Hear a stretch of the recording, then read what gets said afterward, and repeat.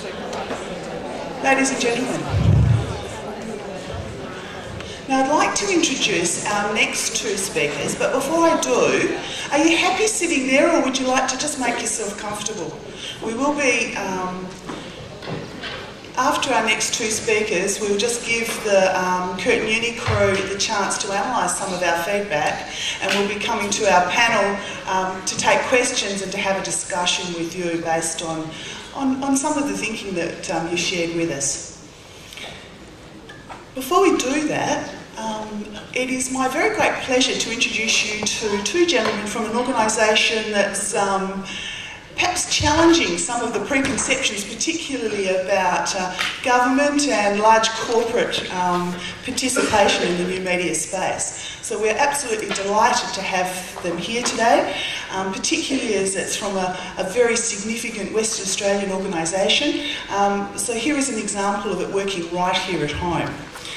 First, I'd like to introduce you to Oren Van De Steen, who is the Data and Systems Manager for the Public Transport Authority here in Western Australia.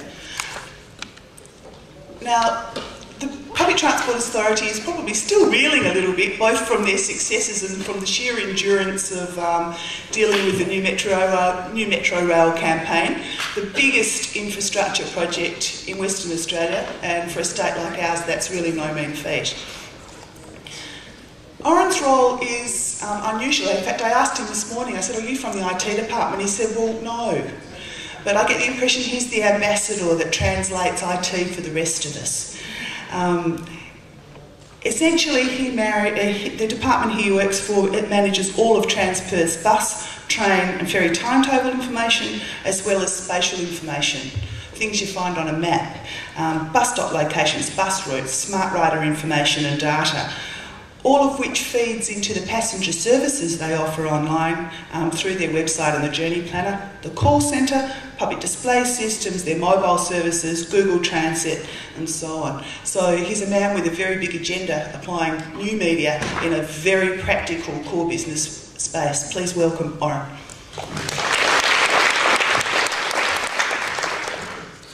G'day. Basically, I'm just going to quickly give you an overview about what the PTA is doing sort of this year in relation to basically using new technology to target our customers, which are public transport users, and how we're focusing this year on getting information to other people rather than expecting them to come to us.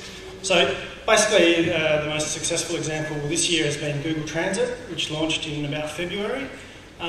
We're the first city in the Southern Hemisphere to integrate our public transport services with Google Transit, and it basically allows anybody wanting to travel around Perth using Google Maps to use Google Transit and get public transport information as an alternative to driving.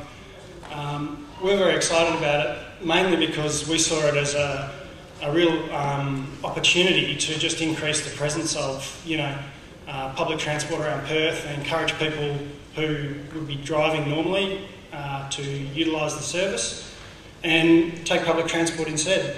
So basically, you can see there it's similar to the Transperth Journey Planner, a bit more polished, unfortunately, but basically you've got multiple options, very easy to use, and very, very popular. Like basically everyone we talk to who uses it says it's fantastic. So that's been really exciting for us.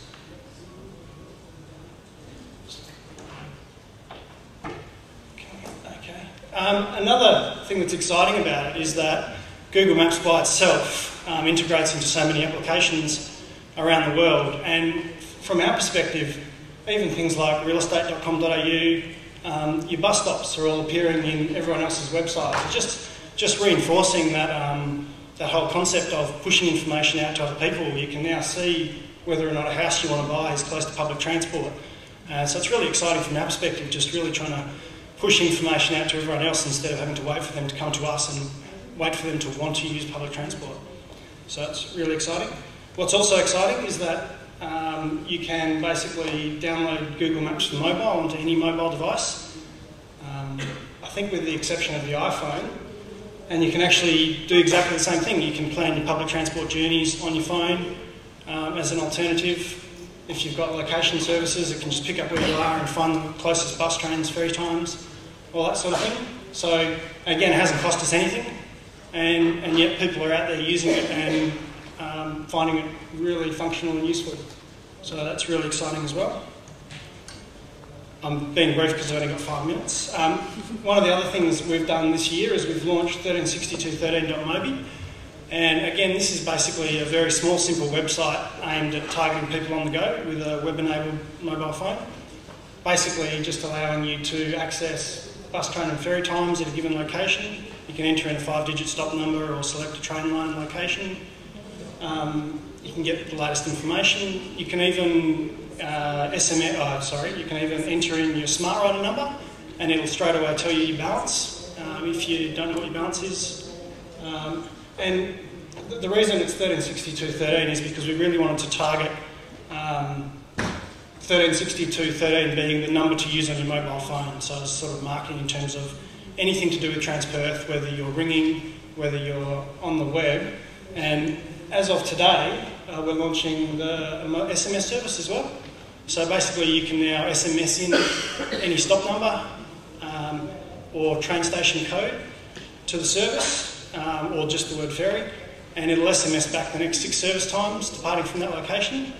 We're really quite excited about this one as well because it's a non-premium service, so it's not costing you, it's included in your cap plan. So we're really hoping that people will utilise it.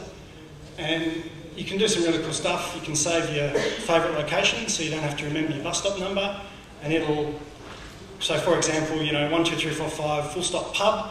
From that point forward, the system always knows that pub from your mobile phone is stop 1, 2, 3, 4, 5. So when you're in the pub in the evening, you don't have to think about the number when you want to find the next service home, which is great.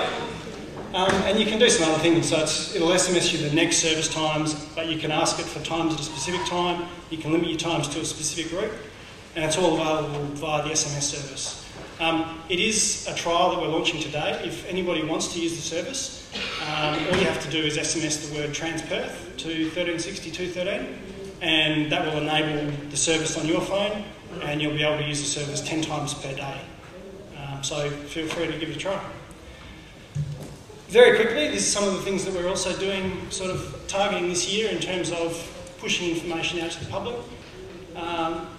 Also, I think available on the website today will be iPod timetables, PDA timetables, basically package timetables that you can drop onto your PDA or your iPod. So any iPod that has notes functionality, you can just grab a timetable, chuck it onto your iPod, and basically you can have all your times stored on that sort of device. So yeah, we're also developing an iPhone iTouch application, again, to basically allow people to download the information and have it keep them up to date, so it'll just go away and give you get the latest timetables for you and all that sort of thing. We're rolling out digital display systems. We've got an example at Armidale Shopping Centre, whereby any library, shopping centre, university can actually put up a digital display. All they need is a PC and an internet connection, and they can configure it to show bus services, train services departing in the vicinity around that area. We're going to be making that available to any business or organisation that would like to utilise it. We're also looking into Facebook integration in terms of social networking. Basically, we're going to have an application that allows you to store all of your favourite locations in your Facebook account, so that you don't have to go to the Transperth website if you want to just catch a bus. All the information is there. It's all kept up to date, and sort of you're notified through Facebook about services changing and all that sort of stuff. So yeah, and a few other points there. So creating your own timetables, and again, the focus is on getting the information to you. So once you've created your timetable, the system remembers all of that sort of thing, and it'll send you a new timetable every time the services change. So really pushing the focus onto how we can get the information to you in a format that you want to use. And yeah, so some other bits and pieces around the network as well. So that's a very brief overview.